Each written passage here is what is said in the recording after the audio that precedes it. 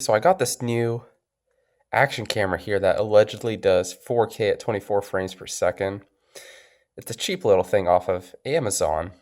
A lot of cameras, when they claim these cheap little generic action cameras, when they claim to do 4K, typically it's either upscaled, not really 4K, or the frame rate is just so bad that it's unusable.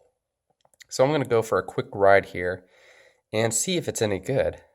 This is my old mount from my Xiaomi camera, so I just pop this in instead, and we'll be doing a test to see if this is actually usable at 4K. Usable at 4K.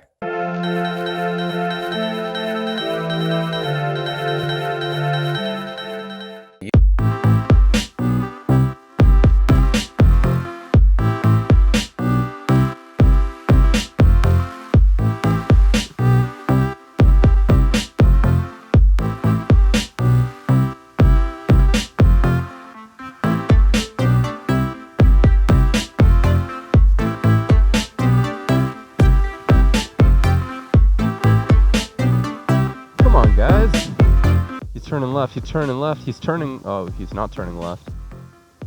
Let's go. Man, 5 o'clock, traffic gets crazy here. I got a new action camera here, some generic, cheap online one from Amazon that I'm trying out with the helmet up front. It actually, it's black and it doesn't stick out like it doesn't stick out too much like a sore thumb as much as my other camera. The reason I'm trying this one out is because it has 4K, or advertises to do 4K. Right now, what you're seeing right now is 60 frames per second, but we'll switch over to the 4K.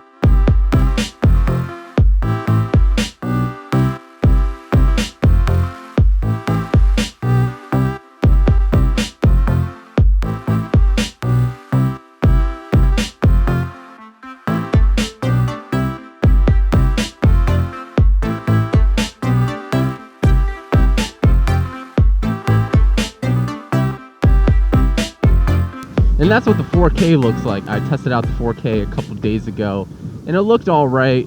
When you're doing fast motion video capturing activities such as this, weird way to phrase it, you're better off with the 60 frames per second, which this does. And it does 1080p 60 frames per second, which I like. It was relatively inexpensive, so I thought I'd go ahead and give it a shot.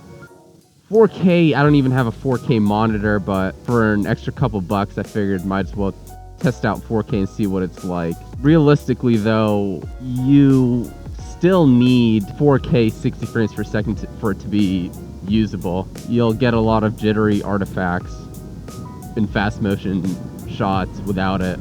But when it comes to a cheap action camera, go. For say motovlog or anything like that, even that other cheap one I have, which was by Lightdow, which was like a $40 action camera, 35. It did 1080p 30 frames per second. I wish it did 1080p 60 frames per second. That would have made it a perfect camera. The color scheme of that camera wasn't that great, to be honest. It just kind of had a blue tint to it. But that's not a huge deal. In fact, if that was my only camera, I wouldn't mind it. But because I was going between that and my Xiaomi camera, which has more of a flat color scheme to it, similar to this one, it was a good choice. I will say this is an excellent budget camera to choose from. This is just some generic brand. Again, they're all basically the same from my experience. They all have the same startup boot menu, same settings within them. What might differ between them is the actual camera sensor, which is hard to tell between these models. They don't It's they sometimes advertise it on their page. But like I said, I mean, one manufacturer between another, there's hardly any difference. It's just rebranding, basically. And what accessories. Ooh, a bunch of motorcycles chilling in there. And whatever accessories are going on or included with the package. This includes basically everything you need.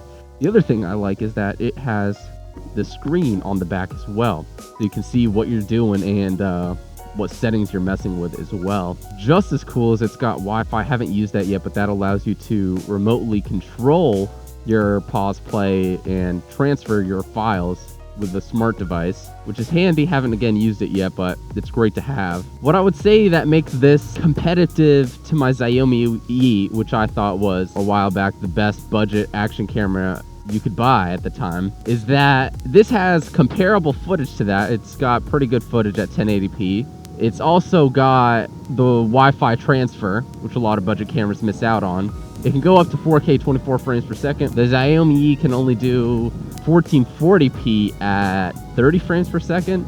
And it comes with all the accessories you need. The Xiaomi E comes bare bones with nothing included but the camera and its charger for about like 75 bucks. So I think this is this kind of camera right here, not this exact one, although I'll put the link for it below, is the best budget camera you can buy right now if you're not looking for like the GoPro. Because I mean, this comes with all the accessories and you can do the same exact footage and shots and mount it to the same accessories as a GoPro. The quality is going to be like maybe 85% as good. Once you upload it to YouTube, you can hardly tell the difference between the two. Low light, I mean, this isn't as great, and maybe stability not as great, maybe a few artifacts here and there. But if you don't care about those minor details, get one of these cameras over a GoPro. Save like 300 bucks, 200 bucks by getting one of these. I mean, this one was about $70 with all its accessories. I didn't even need the accessories because I've got all the accessories from my past cameras. This doesn't have audio in, similar to all my other action cameras,